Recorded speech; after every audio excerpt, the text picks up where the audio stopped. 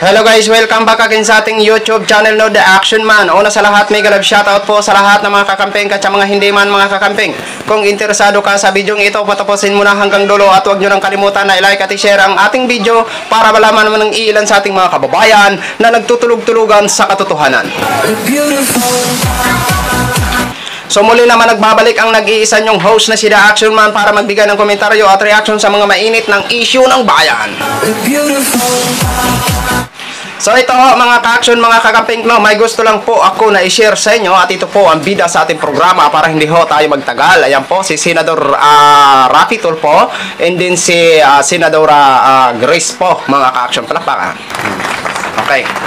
So bakit po natin ito na topic ang dalawa po ito? Ito po ay hearing ni sa Senado ni Senator Grace po. Oo. At ito si Senador Raffy Tulfo biglang umiksena. Biglang umiksena. Mukhang nakalimutan niya yata. Diba? Magbigay lang po tayo ng ating side dito. Oo. At the way na nagsasalita ito si Senate Grace po, yun nga ho, bigla po siyang umiksena. At biglang napatigil si Senate Grace po sa kanyang sinasabi. Okay? Sa tingin nyo po ba, tama po ba itong, sa tingin nyo po ba, after nyo mapanood nito, tama ba ang ginawa ni Senador Raffy Tulfo? Okay? Hindi naman po ito paninira kay Senate Raffy Tulfo. Alam po natin na tumutulong din siya sa ating mga kababayan at marami pong natulungan. Okay, ito ho, mga ka-action, mga kakamping, para hindi po tayo magtagal, panoorin po natin ang video. Alam mo, usually the PCG only imposes administrative liabilities. Wala pong criminal dito. Wala ding civil liability. Maybe the PCG management can look into this so that you can aid also in other cases. So, Madam Chair, sino ka? Kanina ka para bibidyo sa akin. Who are you? Sino ka? Sa office ko. Oh, sorry. Yeah, kasi kanina to lang. Ano mo kasi, tinan mo hearing ko to pero ikaw ang kinukunan.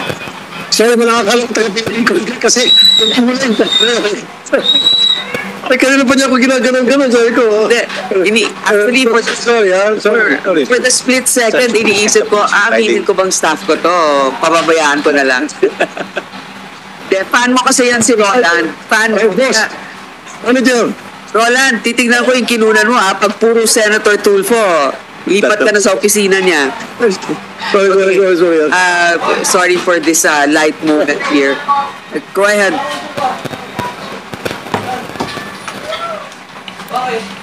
Yun ha, mga ka-action, nakita nyo po at napakinggan nyo po, no? Ayan. Ngayon, okay, nagbigay naman siya ng excuse me, Madam Chair, bago po siya nagsita ng tao. Oo. Tama po. Okay naman, nagbigay naman po siya ng excuse me kay Senate Grace po. Oo. Pero tama po ba ang ginawa mo, Mr. Senador Raffy Tulfo? Ha? Nakalimutan mo yata na ikaw ay isang public figure. Nakalimutan mo yata na ikaw ay may programang Raffy Tulfo in Action. Oo. Nakalimutan mo yata na ikaw ay nasa loob ng Senate hearing ni Senator Grace po. Nakalimutan mo yata na naka-live yan at maraming camera. Oo. Hindi ba perket nakatutok ba sa inyong camera, ikaw na po ang kinukunan? Di ba? Oo. Wala pong mali kung kayo po ay kukunan ng video o picture kasi ho, kayo ay isang senador. Oo. Wala pong mali doon. Oo. Kaso nga lang ho, Mr. Senador, wag po masyadong assuming. Wag mong kalimutan na ikaw ay isang senador at ikaw ay isang public servant. Public figure, ha? Ikaw po ay nasa social media. Katulad ko, katulad ng maraming vlogger, maraming mga komentaryo. Diba? Wag nyo pong kalimutan. At hindi po pwede nasitahin mo yung tao dahil yung po ay camera po yun at naka-live stream po ang nasabing Senate hearing ho ni Grace, ni Senator Grace po. Oo. Kaya sa masyado mong agresibo manita, minsan napapahiya na po tayo. Hindi na po maganda tingnan sa ating mga mamamayang Pilipino kasi kayo po ay pinapanood, no? Huwag po maging overreact, Mr. Senador Raffy Tulfo. Yun lang po ang mapapayo ko sa inyo, no? Kaya sa lahat po ng mga ayaw magpakuha ng camera, ay wag po kayong magpa-public picture. Sa lahat po ng mga senador, wag po kayong magreklamo kung nasa Senate hearing ho kayo. Wag po kayong magtaka na maraming camera. Kailangan po i-cover kung ano ang mga sinasabi nyo dyan. Ngayon, pwede nyo po sitahin kung wala po kayo sa Senate hearing. Kung kayo po ay naglalakad, tapos kinukunan, doon po kayo umiksena.